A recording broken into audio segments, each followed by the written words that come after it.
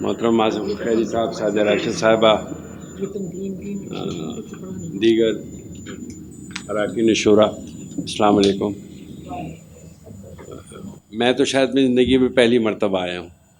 پہلے شام ہمدرد ہوا کرتی تھی میرے بچپن میں، شاید اس میں کبھی ہم گئے ہوں۔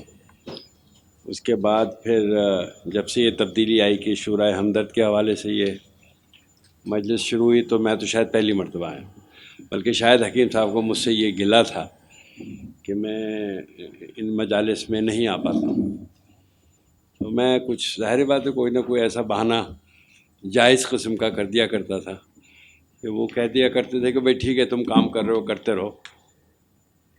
تعلق میرا چونکہ گھرانہ ہمدرد سے ہے، تو تعلق ظاہر بات ہے میرا بچپن سے ہے حکیم صاحب سے۔ ہمارا بچپن حیدرآباد سندھ میں گزرا۔ میرے والد بائی پروفیشن ڈاکٹر تھے، پریکٹس کرتے تھے، رہائش ہماری حیدرآباد سندھ میں تھی، لیکن چونکہ تعلق رشتے کا ہمارا ایسا تھا تو ہم لوگ عموماً عید اور بقرعید پہ، عید الاضحیٰ پہ کراچی آیا کرتے تھے۔ اور میرے تایا جو حکیم حافظ عبدالیحییٰ صاحب، جو حکیم صاحب کے ساتھ ہمدرد سے میں تشریف لائے تھے دہلی سے، وہ پہلے جنرل مینیجر تھے ہمدرد کے، لیکن میرے والد نے بالکل ایک دوسرا پروفیشن اپنایا اور MBBS ڈاکٹر بن کے پھر پریکٹس شروع کر دیا حیدرآباد سے۔ بہرحال 63 میں میرے والد جو ہیں وہ میرے تایا کے انتقال کے بعد کراچی آ گئے، and he joined Hamdard as general manager Hamdard laboratories. مئی ہوگا جون ہوگا مجھے اب یاد نہیں، لیکن 1963 ہے یہ، اگر مجھے صحیح یاد ہے تو۔ ہم سب بھی ظاہر بات ہے پھر کراچی موو ہو گئے اور پھر یہیں پڑھے اور پھر یہیں سے تعلیم کا سلسلہ ہو۔ بہرحال اس کے بعد پھر فارمیسی کے بعد میں امریکہ چلا گیا۔ رشتے میں چونکہ وہ ہمارے پھپھا تھے تو ایسی تقاریب میں ہی ملاقات ہوتی تھی، عید بقرعید پہ ہو گئی، شادی پہ ہو گئی، یا کسی اور تقریب میں ملاقات ہو گئی، تو وہ ایک تو احترام کا رشتہ، پھر عمر کا فرق، پھر ان کی شخصیت، پھر ان کا جو بھی اثر تھا وہ یہ تھا کہ ہم لوگ بات نہیں کر پاتے تھے حکیم صاحب کے سامنے، لیکن وہ جب بھی ملتے تھے تو وہ کوئی نہ کوئی مزاح کا پہلو، کوئی نہ کوئی ایسی بات جو لطیف پیرائے میں ہو جس سے بچے جو ہیں وہ بت کے نہیں بلکہ شاید انوالو ہو جائیں، تو وہ تعلق ہمارا رہا۔ امریکہ سے واپسی پہ انہوں نے پھر مجھ سے کہا کہ آپ کو ہمدرد میں آنا ہے، اور اس وقت میرے والد بھی حیات تھے اور وہ مینیجنگ ڈائریکٹر تھے ہمدرد لیبارٹریز کے۔ خیر حکیم صاحب کے اصرار پہ، اپنے والد کے اصرار پر بخوشی میں راضی ہوا اور پھر میں ہمدرد میں آ گیا۔ وہاں سے میرا ایک تعلق جو پہلے رشتے کے حوالے سے تھا وہ اب دفتری حوالے سے شروع ہوا، اور مجھے اندازہ ہوا کہ ایک آدمی جو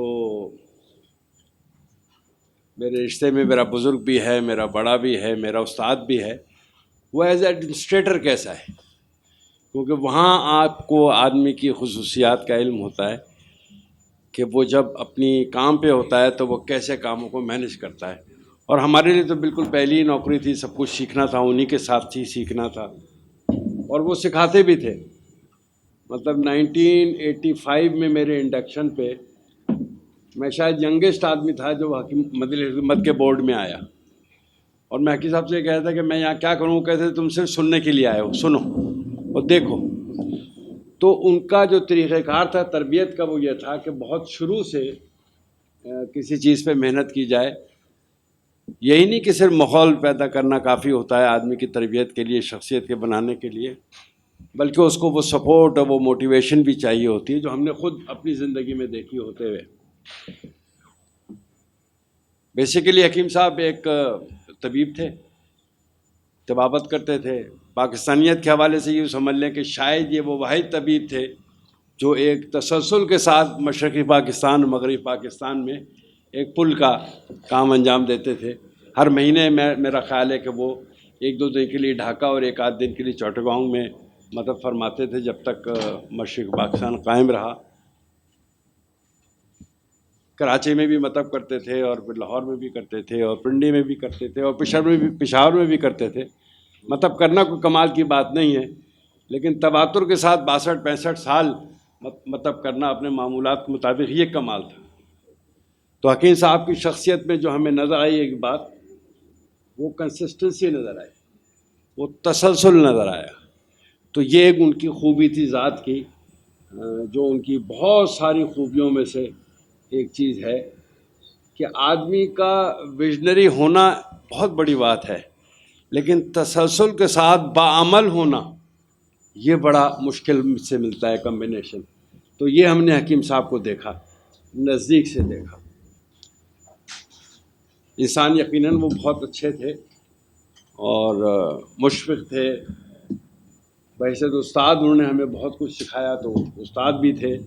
اور آپ سب کی معلومات کے لیے شاید آپ کے علم میں ہو کہ جب وہ پاکستان ہجرت کر کے تشریف لائے تو انہوں نے 6 مہینے کوتوالی بلڈنگ میں ایک اسکول میں پرائمری اسکول کے ٹیچر کی ملازمت بھی کی ہے. تو وہ جو استاد ان کے جو ذہن میں جس طرح ان کے جسم میں استاد کا خون میں رچ بس کیا تھا، وہ آخر وقت تک ان کی زندگی میں رہا، اور ہم نے بہت قریب سے ان کو دیکھا. بہت محنتی آدمی تھے، بہت دیانتدار آدمی تھے، بہت مشفق تھے. جتنی بھی آپ ایسے خواص تلاش کر سکتے ہو ایڈجیکٹیوز، وہ سب اچھے تھے. کچھ کا اظہار ہو پاتا ہے، کچھ کا اظہار نہیں ہو پاتا. لیکن جو میں نے دیکھا اس میں یہ بات دیکھا کہ ان میں اڈیپٹیبلٹی بھی بہت ہے، کہ جب وہ دنیا میں جاتے تھے اور مختلف ٹیکنالوجیز کو اور مختلف شعبوں کو دیکھتے تھے تو وہ صرف دیکھتے نہیں تھے بلکہ اس کے بارے میں اپنی ایک رائے قائم کرتے تھے. اور پھر واپس آنے کے بعد ان کی خواہش ہوتی تھی کہ کیا یہ ٹیکنالوجی ہم اپنی انڈسٹری میں لا سکتے ہیں کہ نہیں لا سکتے. ہمدرد کو جو یہ مقام ملا اس کی ایک بہت بڑی وجہ یہ تھی کہ حکیم صاحب ٹیکنالوجی کو بہت جلدی اڈاپٹ کر دیا کرتے. یعنی آپ کو سن کے حیرت ہوگی کہ یہ جس کو ہم ساشے پیک کہتے ہیں، یونٹ ڈوزیج فارم جس کو ہم کہتے ہیں، جو اب دواؤں سے نکل کے شیمپو میں بھی آ گیا ہے اور مختلف لوشنز میں بھی آ گیا ہے، اس کی پہلی مشین 1964 میں ہمدرد میں آئی. کوئی ملٹی نیشنل نہیں، کوئی کاسمیٹک نہیں، کوئی دواؤں کی کمپنی نہیں. اٹ واز ہمدرد دیسی company which launched this technology کہ یونٹ ساشے فارم جو تھا وہ ہمدرد میں آیا. ناٹ اونلی دیٹ، آپ یو بی سرپرائز کہ جو بلسٹر ٹیکنالوجی جس کو ہم آج کہتے ہیں کہ جو بلسٹر پیک ہمیں دوائیں ملتی ہیں، ایک طرف سے دبایا اور کپٹ کر کے آواز آئی ہے، دوسرے سے کیپسول یا گولی باہر، اس کی پہلی مشین پاکستان میں ہمدرد میں آئی. اس سے صرف آپ یہ اندازہ کریں کہ وہ ایک طرف بہت دیسی سے حکیم تھے، لیکن دوسری طرف ٹیکنالوجیز کو اڈاپٹ کرنے میں وہ بہت فاسٹ تھے. بہت جلدی وہ فیصلہ کرتے تھے اس حوالے سے اور پھر اس کو امپلیمنٹ کیا کرتے تھے. اینڈ اس وقت کی مہنگی ترین مشین جو شاید آج بھی میں سمجھتا ہوں جاپنیز اور جرمن 2 مشینیں ایسی ہیں جو دنیا کی سب سے زیادہ اچھی مشینیں ہیں اور جو موسٹ پروبلی سب سے مہنگی مشین ہے. تو ہی آلویز لو جرمن ٹیکنالوجی، چاہے وہ پرنٹنگ کی کوئی مشین ہو ہائیڈلبرگ کی یا اولمین کی کوئی مشین ہو، تو وہ ٹیکنالوجی بہت جلدی اڈاپٹ کرتے ہیں. پھر پاکستانیت کے حوالے سے انہوں نے اپنے آپ کو کبھی بحیثیت صنعت کار کراچی تک محدود نہیں رکھا. ہم کراچی میں ہی شروع ہوئے، کراچی میں ہم تھوڑا سے بڑھے. اس کے بعد انہوں نے فیصلہ کیا ہمیں لاہور جانا چاہیے، ہمیں لاہور میں ہونا چاہیے. تو 1984 میں ہم نے پھر لاہور میں اپنی فیکٹری قائم کی اور دفتر تو ہمارا پہلے سے تھا. پھر انہوں نے کہا نہیں لاہور سے بھی آگے بڑھنا چاہیے. پھر ہم 1990 میں 91 میں پشاور میں پہنچ گئے. تو کچھ ایسی چیزیں تھیں کہ جو ہم یہ تو کہتے ہیں نا کہ وہ بہت اچھے مسلمان تھے، سادے مسلمان تھے، بہت اچھے پاکستانی تھے، لیکن کچھ ایگزامپلس بھی انہوں نے ایسے سیٹ کی کہ انہوں نے اپنے آپ کو صرف کراچی تک محدود نہیں کیا بلکہ اس پورے پاکستان میں پھیلایا اور پھر سب کو جوڑ کے رکھا، چاہے وہ ایسٹ پاکستان ہو چاہے وہ ویسٹ پاکستان ہو اس وقت کا. پھر بنیاد ٹوٹ ہی گیا، پھر ہم صوبوں کی صورت میں آ گئے سامنے. تو حکیم صاحب کی بے انتہا شخصیات کے ایسے پہلو ہیں کہ جس میں بہت لمبی گفتگو کی جا سکتی ہے، لیکن چونکہ وقت مختصر ہے، کافی لوگ ہیں، ہم اپنے ایکسپیرینس کے حوالے سے کچھ چیزیں آپ سے شیئر کر سکتے ہیں. جو کچھ باتیں میرے ذہن میں آئیں جو میں نے شیئر کی. بہت شکریہ، جزاک اللہ. ब्रिगेडियर ब्रिगेडियर साहब, ब्रिगेडियर रियाजुल साहब। Thank you sir. मैं इतना खुश नसीब तो नहीं रहा कि उनके साथ कभी काम कर पाऊँ या उनसे मुलाकात का शर्फ हासिल होता, लेकिन मैं उनका हमेशा से एक साइलेंट एडमायरर रहा बचपन से अब तक, और फिर खुशकिस्मती से मैंने हमदर्द ज्वाइन किया। तो मैं नवीद साहब को सेकंड करना चाहूँगा कि वो एक मुकम्मल पाकिस्तानी थे। वो किसी सेक्शन या किसी एथनिक डिवीज़न पे उनका यकीन नहीं था, और ना तो वो सिंधी थे, ना वो महाजिर थे, ना वो पठान या वो किसी पंजाबी, वो कुछ नहीं थे, वो सिर्फ पाकिस्तानी थे।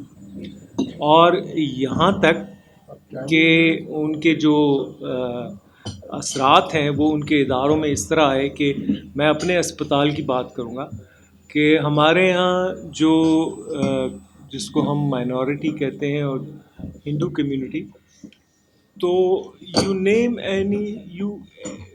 Any Hindu doctor who is there, वो हेमंत कुमार हो, वो गोपी हो, नीलकंठ हो, श्रीचंद हो, संपता हो, प्रिया हो, आकाश हो, कैलाश, तीन तीन कैलाश है हमारे। तो मतलब you name any Hindu doctor who is there, and I couldn't resist, and one day I asked कि भाई ये आप लोग हमदर्द क्यों प्रेफर करते हैं? तो दे सेड कि हमदर्द में प्रेजुडिस नहीं है हमारे ख़िलाफ़, we feel protected, and we receive the fair deal. That's the reason that Hamdard is full of the minority or Hindu community. تو نہ ہی ان پہ اس کوئی مذہبی سیکٹ کا، نہ وہ شیعہ تھے، نہ وہ سنی تھے، نہ وہ وہابی تھے، نہ I mean he was just Pakistani and Muslim. وہ ایک ان کی شخصیت کا زبردست پہلو تھا جو مجھے آئی مین ان کے بے شمار پہلو ہیں، آئی ایم شیور ان کے ہر پہلو تابناک ہے، لیکن اتنے ساری خوبیاں کسی ایک انسان میں نے بہت کم دیکھی، and he was one of them. کم سے کم میں نے پچھلے دنوں میں دیکھ رہا تھا ایک ویڈیو ٹی وی پہ، اس پہ یوٹیوب پہ ایک پروگرام آ رہا تھا، وہ اس پہ کویت کے کوئی ایکس سفیر تھے پاکستانی، اکرام صاحب تھے. He kept on talking because ان کی وہ تھی ڈیتھ اینیورسری کے دوسرے دن تھا، تو he kept talking and talking and talking. اور ان کے وہ جو وہ تھی ہوسٹ تھی وہ بھی، تو وہ پروگرام دیکھنے والا کہ انہوں نے ان کی شخصیت کے وہ پہلو اجاگر کیے جو مجھے ابھی تک معلوم نہیں تھے. تو یہ پوری خلق خدا ہے جس کو ہم نکارہ مطلب نکارہ خدا سمجھیں ان کی جو زبان. تو حکیم صاحب مرحوم شہید بے شمار خوبیوں کے مالک. جعفری صاحب، میں جس طرح سے حکیم صاحب کو جانتا ہوں وہ یہ ہے کہ وہ بہت سارے کام ایسے کرتے تھے کہ جو کہ ان کا نام بھی نہ آئے اور کام بھی ہو جائے. 8ویں ہیلتھ ایجوکیشن کانفرنس تھی لنڈن میں، اس کا ٹکٹ مجھے آیا، انویٹیشن تھی. میں اپنے سیکٹری ہیلتھ کے پاس گیا کہ بھائی مجھے اجازت دے دیجیے، میں اس میں شرکت کرنا چاہتا ہوں. انہوں نے کہا پہلے یہ بتاؤ یہ آیا کیسے ہے تم؟ میں نے کہا مجھے تو علم نہیں، کس طرح سے کس نے یہ ٹکٹ بھیجا ہے کیا ہے. بڑی مشکل سے اجازت ملی اور میں وہاں گیا.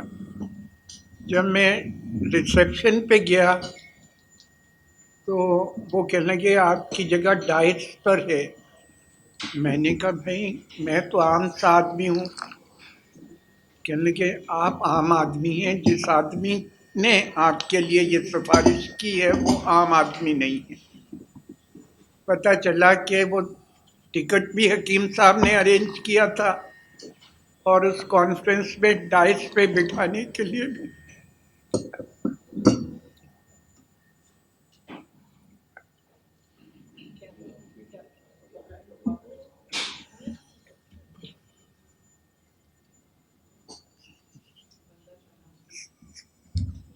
अब मुझसे बोला नहीं चल।